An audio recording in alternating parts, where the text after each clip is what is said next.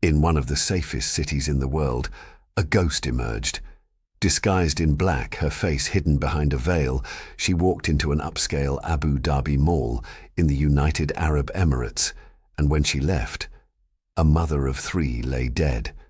A city was shaken, and what began as a random murder unraveled into something far more terrifying. This is the story of the Reem Island Ghost, the veiled killer.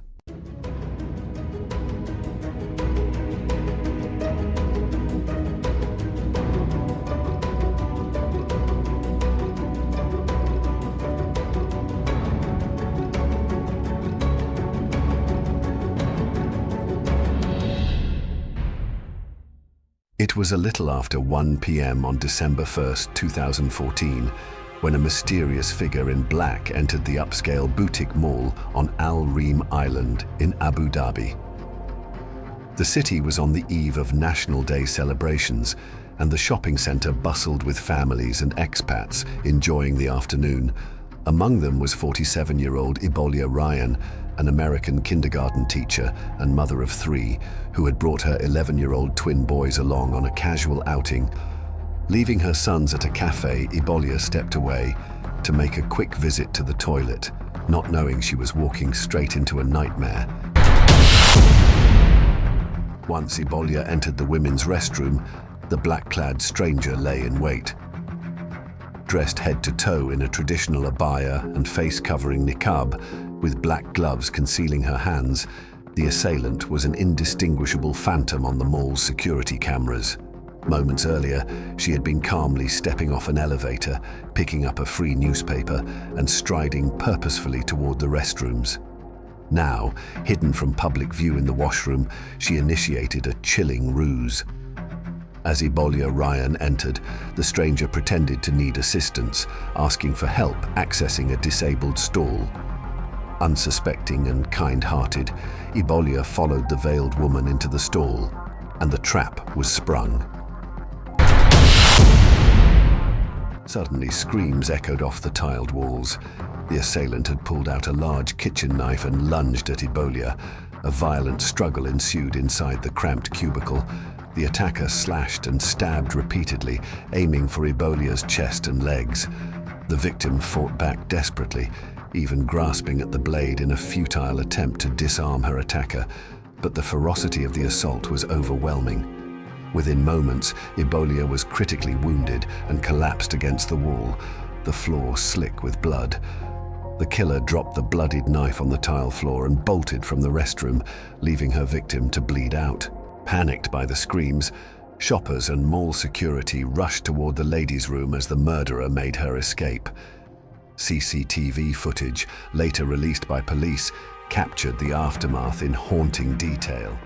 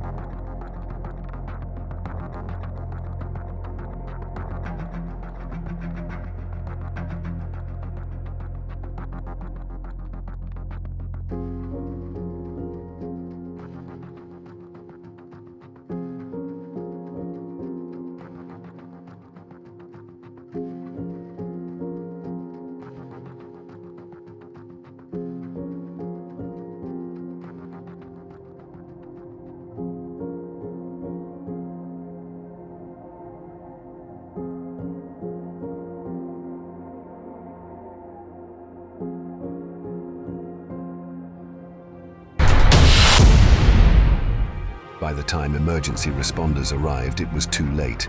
Ebolia Ryan had been mortally wounded by what police would later describe as a sharp tool, and she succumbed to her injuries soon after the attack. The mother of three had merely gone to the mall restroom on a mundane errand, yet in that brief moment she became the victim of a horrific and senseless crime. Within hours, news of the gruesome killing in an Abu Dhabi mall spread shock and panic through the city's tight-knit expatriate community and beyond. Violent murders are extraordinarily rare in the United Arab Emirates, and this broad daylight attack, seemingly random and committed by a person shrouded in a veil, struck at the very heart of the UAE's reputation for safety. The contrast was jarring. A sunny afternoon of shopping had turned into a scene out of a horror movie, and a mystery killer, quickly dubbed the Reem Island Ghost, was now on the loose. The blood hadn't even dried before Abu Dhabi authorities launched one of the most intensive manhunts the country had ever seen. Investigators sealed off the crime scene at the boutique mall restroom and scoured it for evidence, recovering the murder weapon, the blood-stained kitchen knife, and any clues the killer might have left behind. Witnesses reported that the attacker had been completely covered in black, offering little useful description beyond the eerie fact that even the hands were gloved. Indeed, at first, police could not be certain of the killer's gender, noting that the bulky figure in an abaya and niqab could possibly be a man in disguise. What they did have, however, was a trove of surveillance footage from the mall's CCTV system, and they wasted no time putting it to use. Behind the scenes, an intensive investigation was rapidly narrowing down suspects. Officers reviewed hours of CCTV from the mall and parking areas, looking for clues to the killer's identity and escape route. Forensic teams analyzed the bloody footprints and the knife, hoping for traces of DNA or other evidence. The breakthrough came when investigators identified the getaway vehicle. Using surveillance footage from the mall's parking garage and nearby street cameras, they tracked the suspect to a white Nissan Armada SUV seen leaving the mall shortly after the stabbing. Although the perpetrator had cleverly covered 2 digits of the car's license plate to hinder identification, that ploy did not foil the UAE's sophisticated security network for long. Within 24 hours, police had traced the vehicle to a local residence. And on the night of December 2, 2014, barely one day after Ebolia's murder, a special tactics team moved in on a villa in an upscale Abu Dhabi neighborhood. In a dramatic raid caught on video by police cameras, dozens of armed officers swarmed the residence under cover of darkness. The official footage, later released to media, shows black-clad SWAT units breaching the property's gate and methodically clearing rooms with guns drawn and flashlights cutting through the darkness. Within minutes, they found their target. A woman in her 30s, an Emirati national, hiding inside her home. She was swiftly handcuffed and taken into custody without any bloodshed. In the video, the suspect, still dressed in traditional clothing, appears overwhelmed as officers lead her to a police 4x4, bringing an end to the frantic 2-day manhunt.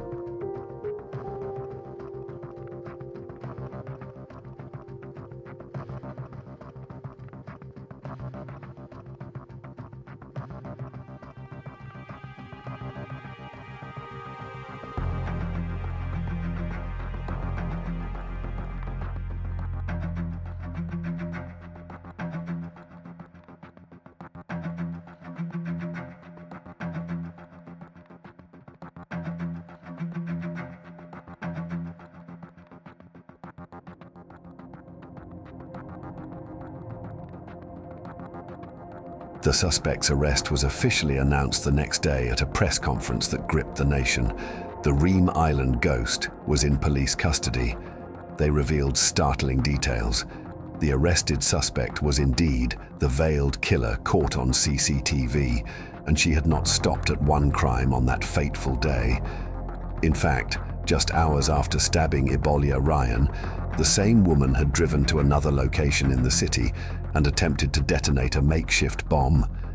At the suspect's home and in her vehicle, police uncovered damning evidence tying her to both crimes, including blood on the steering wheel of her SUV matching the victim and bomb-making materials used in the attempted attack. As investigators delved into the background of the arrested suspect, an unsettling portrait emerged. The killer was identified as Ala Bada Abdullah, a 30-year-old Emirati housewife and mother of 6. In a society where serious violent crime is rare, the very notion of a young mother committing such atrocities was deeply shocking. Ala Bada was born to an Emirati family of Yemeni origin and had led, on the surface, a seemingly ordinary life. But behind closed doors, her life had taken a dark turn. At age 20, she entered an arranged marriage with a man named Mohammed. By all accounts, her husband was an overbearing and radicalizing influence, a controlling man who isolated her from her relatives and set her on the path to extremism. According to court documents and her own statements to prosecutors, Ala became self-radicalized via the internet. In the years leading up to the attack, she immersed herself in extremist propaganda from groups like Al-Qaeda and later the so-called Islamic State. She spent hours online watching grisly how-to videos, video lessons on how to kill and how to make a bomb, as one report described. She frequented a notorious jihadist web forum, absorbing hate-filled teachings and chatting with extremists in virtual safe haven. Radical ideas soon turned into concrete actions. Ala began funding terrorist activities abroad using her own family savings. In one instance, she handed her husband $150,000, about $40,000, which he wired to an Al-Qaeda contact in Yemen to support terror plots. Her husband, it turned out, was even deeper in, having sent $1,270,000 to the same operative to bankroll attacks inside the UAE. By late 2014, UAE security services were onto this behavior. On November 21, 2014, just 10 days before the mall murder, Ala's husband was arrested by state security on suspicions of extremist ties. This event appears to have been a critical trigger for Ala's rampage. Feeling cornered and enraged by her husband's detention, she decided to act. During later interrogations, she told prosecutors that she committed the crimes because her husband had been taken into custody and she wanted revenge. Every indication is that her actions on December 1st were calculated and deliberate, driven by a mix of vendetta and warped ideology. She chose her targets not out of any personal grievance with them, but rather for what they represented. In her own words, she wanted to create fear, especially for American, British, and French expatriates living in the UAE. These nationalities, in her mind, were enemies of Muslims, likely a reference to Western nations' military campaigns against ISIS and other terror groups. Indeed, the UAE at that time was a member of the US-led coalition against ISIS, and jihadist propaganda specifically called for attacks on Westerners in the Gulf. Police later confirmed that she was not targeting Ebola Ryan specifically. Rather, she was hunting for any Western victim she could find at random to make a bloody statement. Chillingly, we learned during trial that Ala had scoped out the mall the day before the murder. On November 30th, she took a taxi to Reem Island to survey the mall's layout and identify potential escape routes. That same day, she also rode to a high-rise on the Abu Dhabi Corniche to locate the second target of her plot, an American doctor's residence, and plan where to plant her bomb. This level of premeditation, essentially conducting reconnaissance missions, reveals a calculating mind behind the veil. When December 1st came, Ala put her plan into action with steely resolve.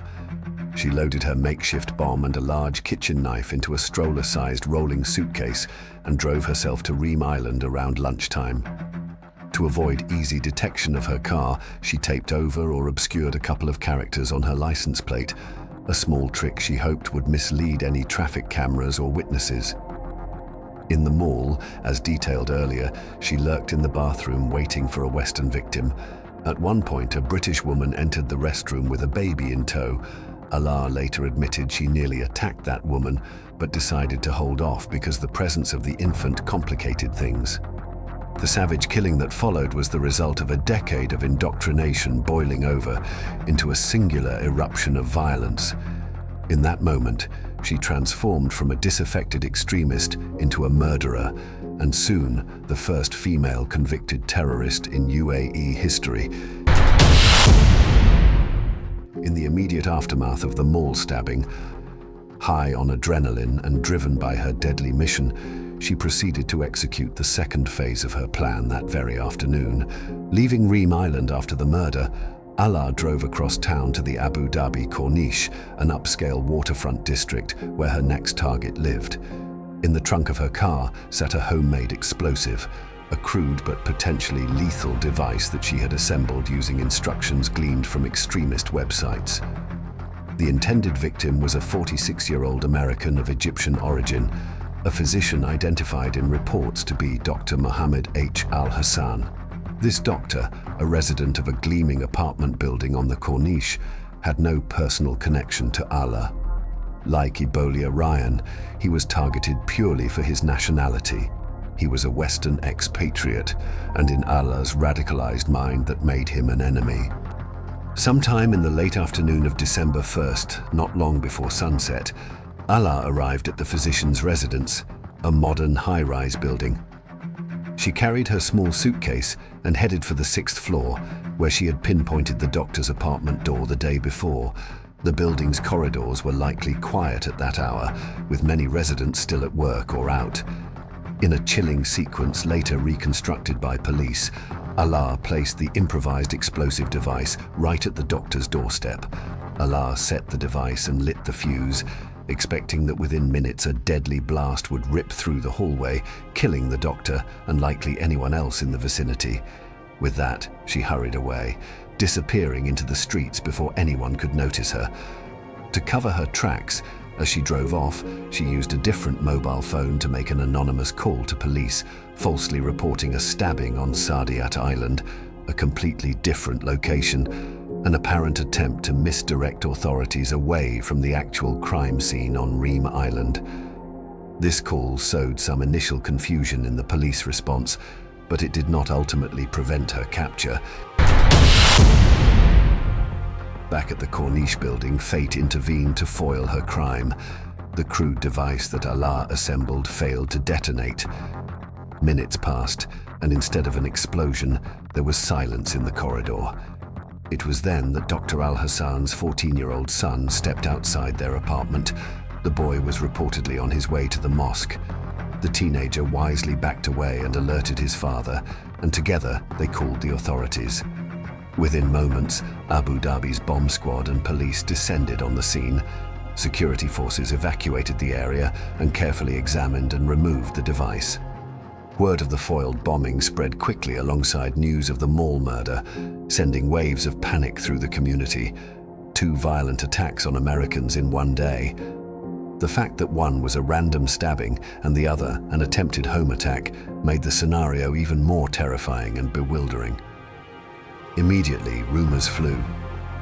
Was this the work of an organized cell targeting Westerners in the UAE? Were there more attackers on the loose? The public had little information until the police briefing on December 4th. At that briefing, it was confirmed that both crimes were carried out by the same person and the suspect now in custody. In March 2015, just a few months after the deadly attacks, Ala Bada's trial commenced in Abu Dhabi at the State Security Division of the Federal Supreme Court.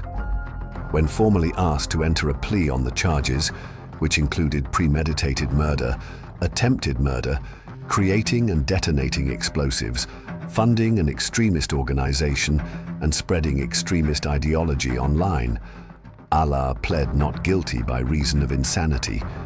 The UAE authorities took this insanity claim seriously enough to investigate it. The court ordered a thorough psychiatric evaluation of Allah by an expert panel, pausing the trial until the results were in. For weeks, doctors examined her medical history and monitored her behavior. Ultimately, the medical report came back with a clear conclusion. The accused was sane and fit to stand trial. In the judge's eyes, Alaa had acted with deliberate intent, fully aware of the nature and consequences of her crimes. Perhaps the most chilling moment in the trial came when the human cost of Alaa's actions was highlighted. The prosecution reminded the court of the children left motherless. In one heartbreaking detail, it was revealed that just before the attack, Ebolia Ryan had told her twins to wait for her at a cafe while she used the restroom, a promise that she would be back soon, a promise she tragically could not fulfill. The chief judge's ruling, read aloud in the wood-paneled courtroom, declared that Alaa is found guilty of all accounts. 2 weeks later, on July 13, 2015, authorities announced that the death sentence had been carried out. Alaa Bader was executed early that morning, bringing an end to the short but intense saga of the Reem Island Ghost. The method of execution was not officially disclosed. In the UAE, death penalties are typically by firing squad, but what mattered to most was that justice had been served swiftly. It was a rare instance of a female prisoner being executed in the UAE, underlining how seriously the nation treated her offences. In the eyes of the public and Ebolia Ryan's grieving family, this closure could not come soon enough.